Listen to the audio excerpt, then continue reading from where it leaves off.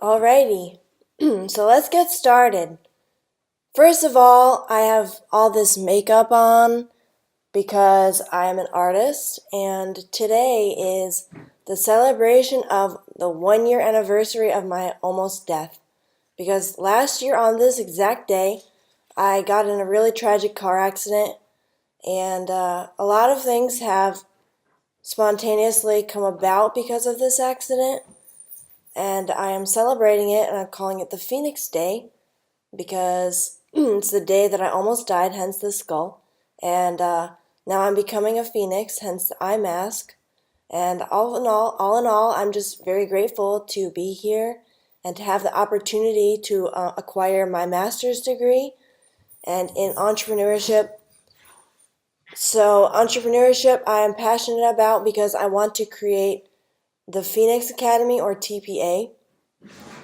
And you'll see here that there is the vision, the statement of purpose about what I would like to manifest, and the company goals in order to make this vision a success. I'm just going to summarize, but I basically want to create the Phoenix Academy as an alternative to attending a formal university. It's geared toward certificates in all forms of circus, aerial, and the arts, and hopefully someday majors. I'm hoping that with the manifestation of this facility and studio, I will eventually be able to give majors to people depending on what they want to be their focus. And I feel like there is a lot of people like myself that when they started going to college, they were not sure which route they wanted to take in order to best support their passions and the things that inspire them. So they either can go with performance and drama. Well, I guess they can go with either performance or dance. And I feel like that kind of limits what they're able to do. So I'm creating this studio so that people can become professionals in circus arts, professionals in aerial arts, and professionals in fine arts. Which, I mean, you can attend a university for fine arts, but this is an all-inclusive academy. So I want it's going to have a troupe which enacts all of the skills and works together to create performances.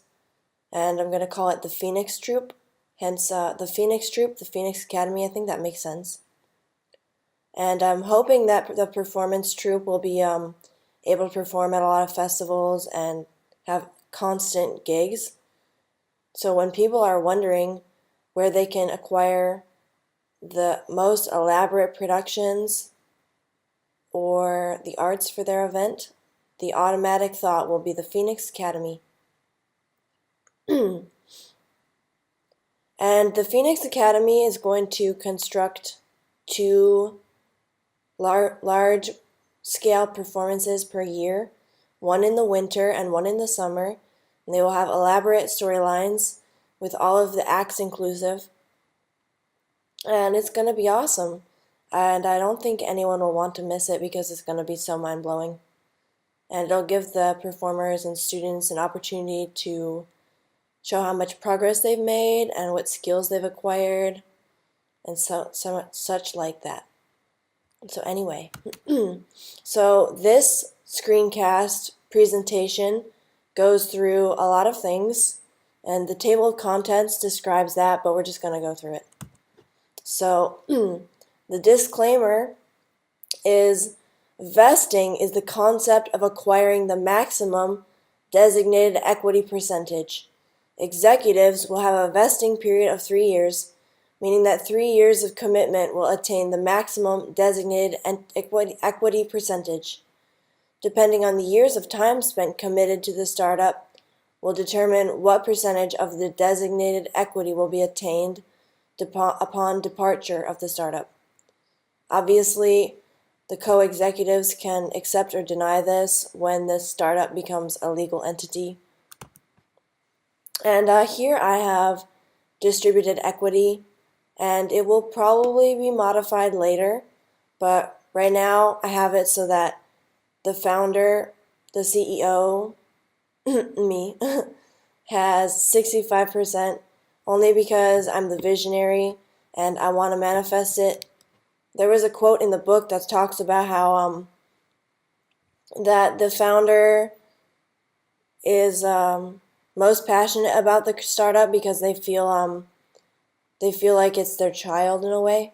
They take care of it, they grow it, they invest into it, all these things. They spend tons of years gathering money, gathering seed money, and raising thousands and thousands and thousands of dollars to put into their business. And I highly relate to that. I think it's very accurate. And then all of the C executive level places will have a range of 4%, 5%, or 6%. And I feel like that's pretty fair because when assessing the responsibilities that each of those executive positions will have, I feel like the percentage is accurately relatable to the jobs that they will have to do and the responsibilities. And then I left 8% for investors. So I could probably have either two investors, or I mean, I could just do one, but I think it's better if I do two. In which case, they would both have 4% equity. I'm not going to go through this because it'll just, you can read it. I appreciate the time in reading such information. I'm going to continue on now. Okay, so this is my organizational chart, which is essentially the structure of the internal workings of this business. So obviously at the top is the founder / CEO, and then below that are all my executive co-founders.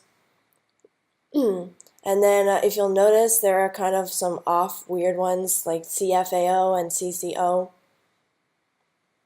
And that's because they're custom to my my circus arts vision. So the CFAO is the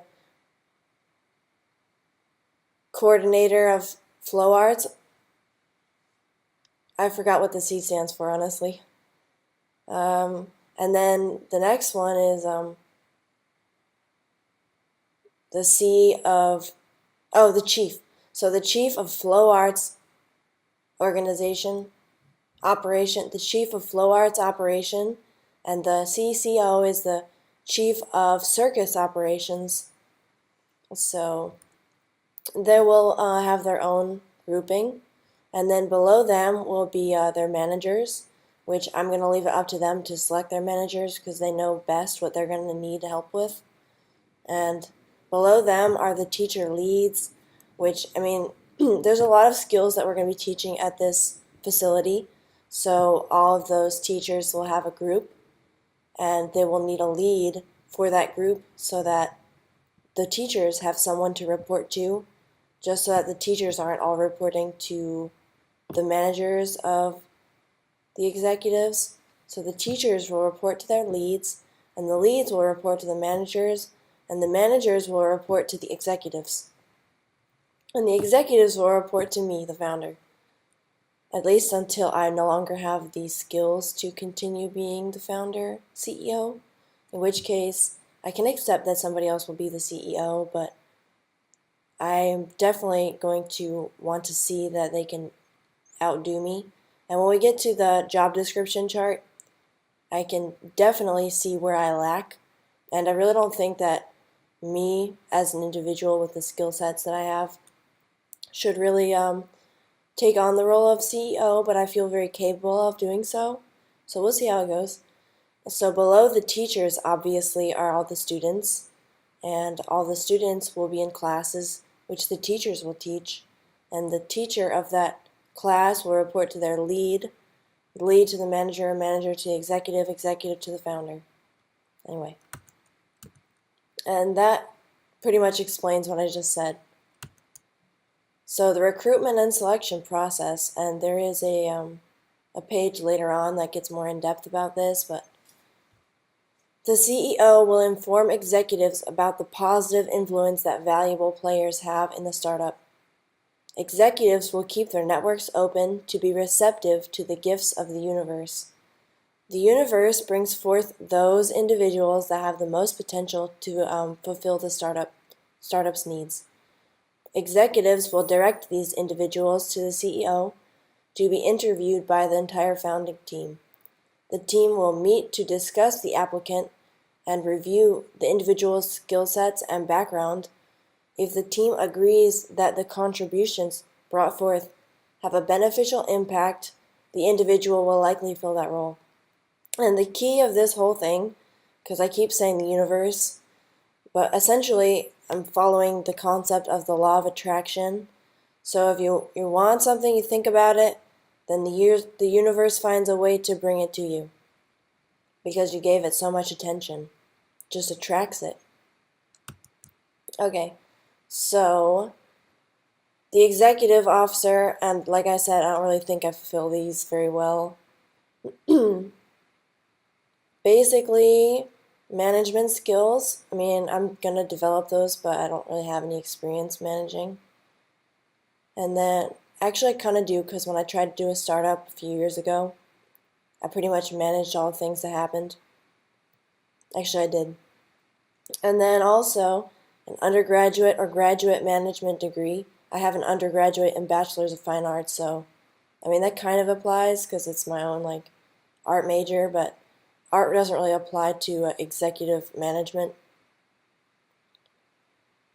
So I don't really, I guess I have management experience, so I fulfilled 2 of those things. And then the chief financial officer will need to do those responsibilities and should have those requirements. I mean, I can accept it if they have not exactly preferred, but an equivalent, like a worthy equivalent. And the technical officer will primarily need the CTO to construct the app for TPA.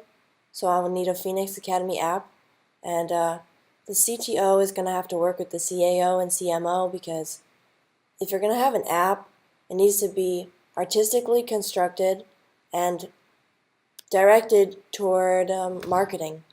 You know, the intention of an app is to market and to be aesthetically pleasing. So then I also have some requirements and some preferences, but I'm willing to accept equivalents to those preferred requirements. I mean, I'm flexible, you know. Okay, and then the technology manager will likely be whoever the CTO deems worthy and responsible enough to take on those requirements of the responsible job, the responsibilities of the job. And the CMO is the chief of marketing, and there's definitely a lot to marketing. All the social media accounts, the website, doing the media, getting photos and videos, and then being physically at events to promote TPA. And they'll have to look into ways that they could do marketing better. And there's also some requirements. Illustrator or Photoshop fluency is definitely a minimum, or it's definitely a requirement. And alright, let's move on. Okay, so the CFAO, the flow arts officer, will have to do a lot, which is why they have one of the highest bits of equity, because they're doing a hell of a lot.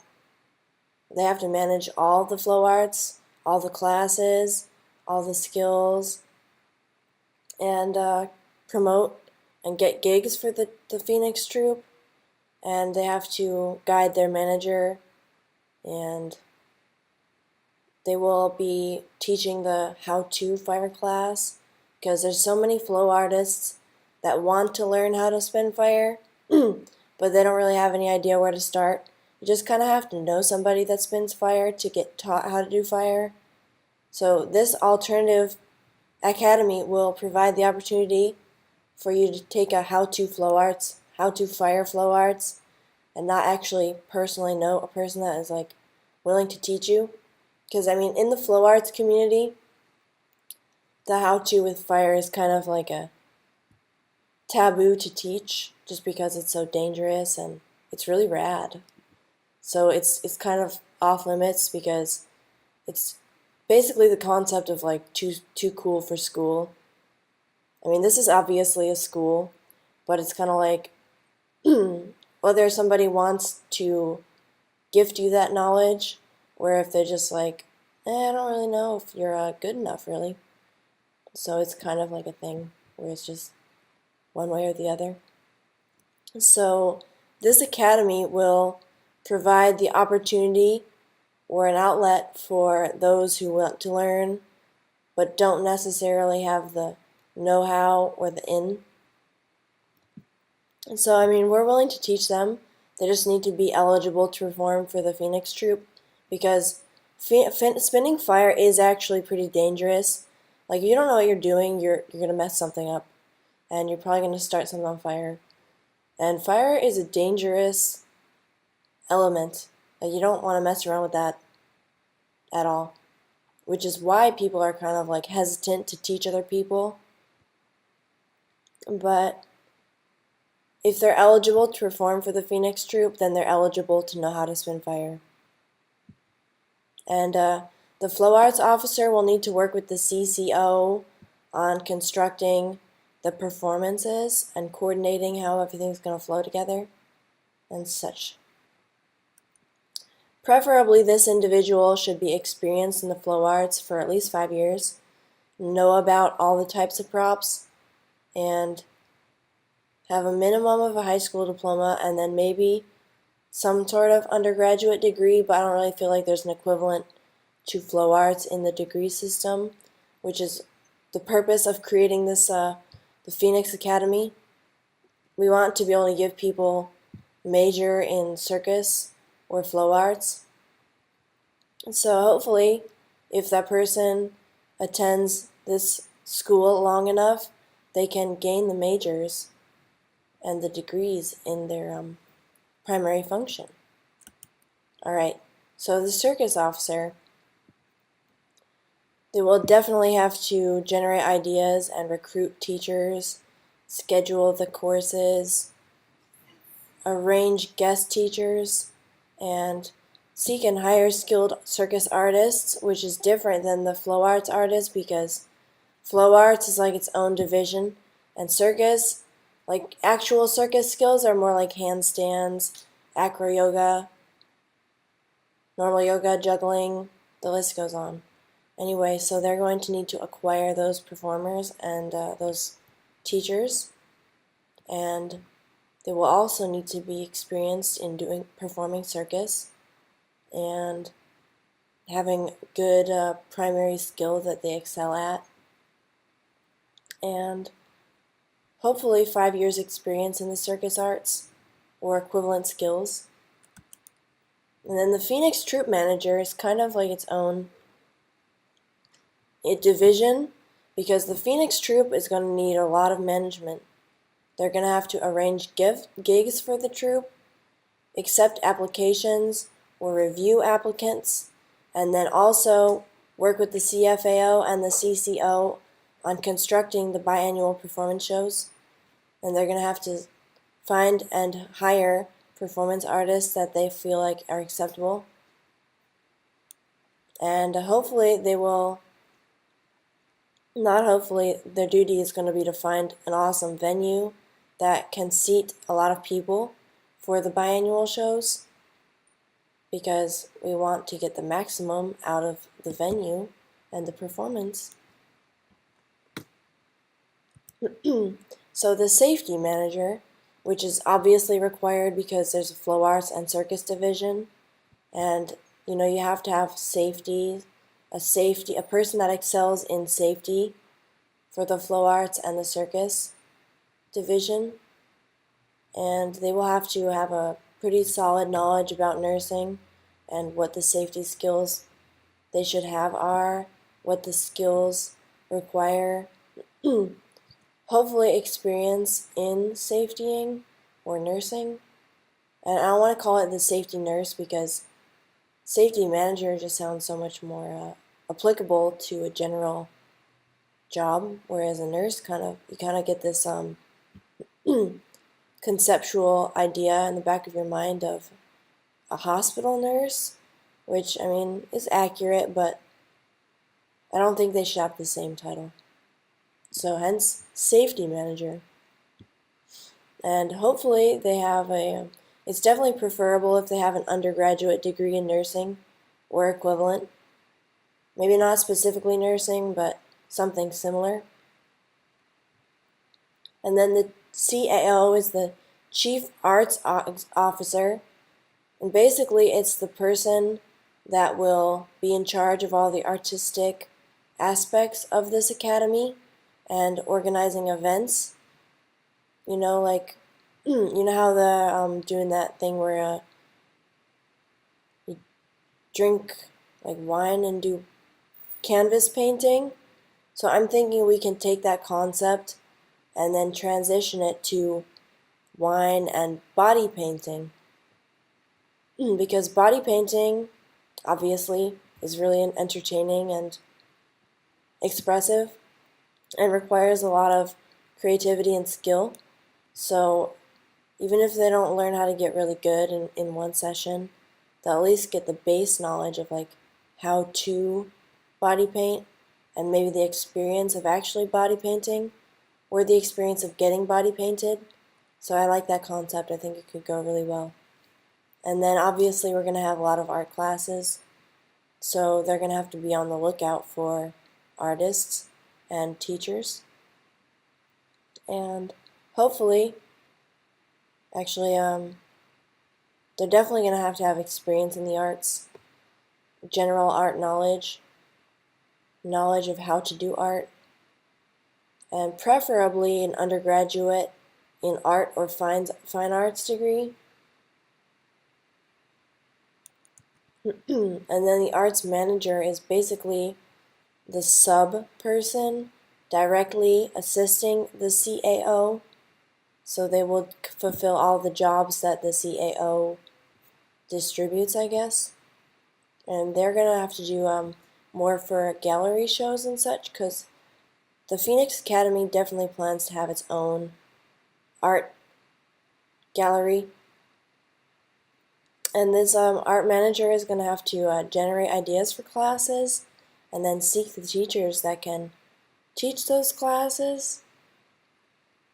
And they're going to have to definitely have experience in the arts of some kind.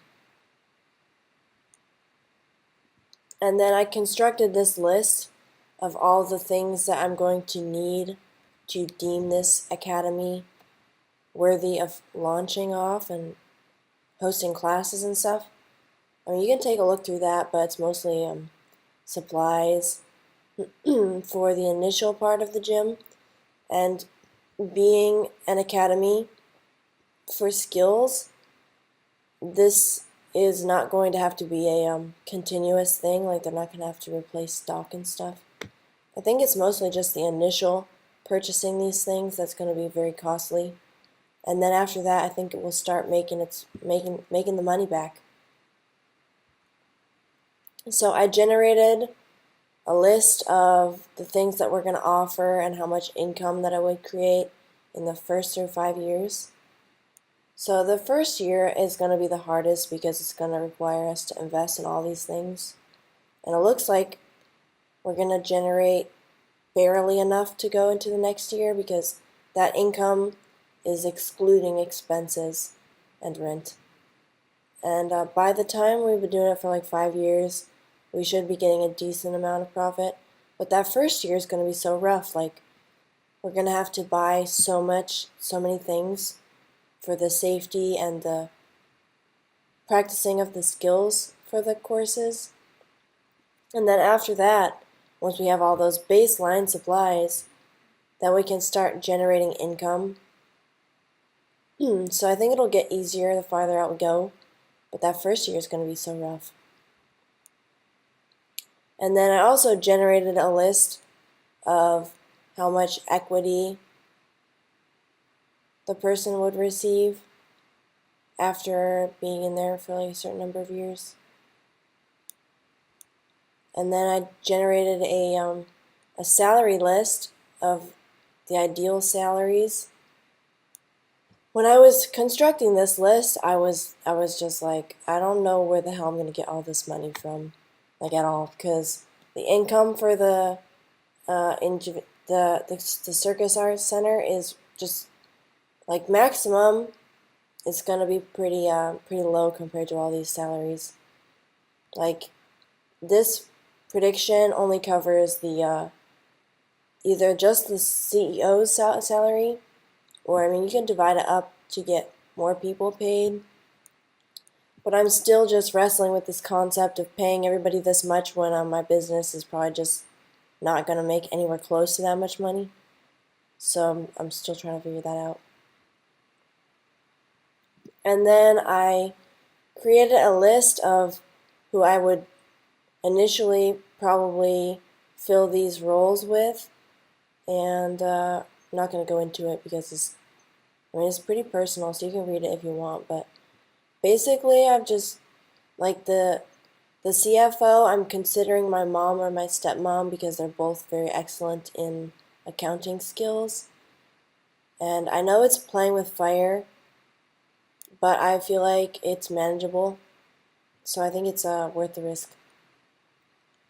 And then the CTO, I do have a vision of a friend fulfilling this, but again, playing with fire. He's got a pretty good background though, and he's very, very fluent in computer programming, computer speak per se. And then I have another friend that's actually working on her associate's degree in marketing, and that is reassuring because she'll actually have formal education on what to do. Again, playing with fire though, so we'll see what happens. But I don't really know a lot of people up in this area. I gotta say though, the benefit of being in North Carolina now is that where I came from, it's like I lived in Tampa for 5 years. And I mean, I know a shit ton of people. I'm sorry. I know a hell of a lot. Okay, let me try this for the third time.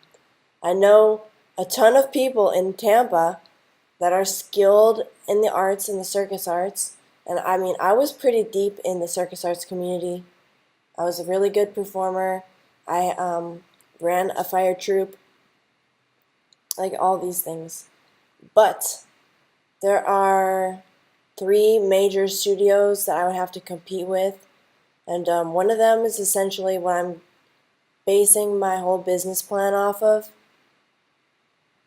And that wouldn't really go well for me, like as far as my success, because it'd be like directly competing with them. So I'm grateful that I'm up here in North Carolina to do my business up here, because business-wise, it'll definitely be beneficial for me. But I'm struggling because I don't really know anybody up here. I don't know any fire people. I don't know any flow arts people. I don't know any aerial people. I don't know any circus people. So I can't really delve into that community until I can drive again, because I want to drive myself to aerial classes, but I can't right now. So I want to drive myself all these places where I can engage with these kinds of people, and that way my flow arts officer, my circus officer, my arts officer will all be acquaintances, so it'll likely be more likely to succeed, but I'm not really at that point yet. And then as far as the strategic exit plan, I just plan to keep running this business like my whole life. And I mean, eventually when I get too old to keep up with it, I will talk to my co-executives / board of directors and talk to them about liquidating the company and taking my leave of my role. So I will make sure that I have valuable people in all the right places, so that even upon my departure, the business can still run itself effectively, which will attract